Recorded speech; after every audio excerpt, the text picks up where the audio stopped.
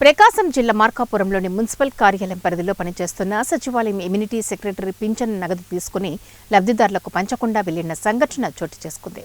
ఇక వివరాల్లోకి వెళ్తే ప్రకాశం జిల్లా మార్కాపురం పట్టణంలోని 18వ సచివాలయంలో వార్డు ఇమ్యూనిటీ సెక్రటరీగా పనిచేస్తున్న పి వెంకటేశ్వర్లు వార్డులోని ప్రజలకు పంపిణీ చేయాల్సిన పింఛన్ నగదు సుమారు 2,66,000 రూపాయలను తీసుకున్నారు. అయితే 1వ తారీఖు ఉదయం నుంచి మధ్యాహ్నం వరకు కూడా వార్డులోని ప్రజలకు పింఛన్ నగదు పంపిణీ చేయకపోగా ఫోన్ కూడా అందుబాటులో లేకపోవడంతో మున్సిపల్ అధికారులు ఆరా తీశారు. కమిషనర్ నారాయణరావుకు కూడా స్పందించకపోవడంతో పట్టణ పోలీస్ స్టేషన్లో ఫిర్యాదు చేశారు.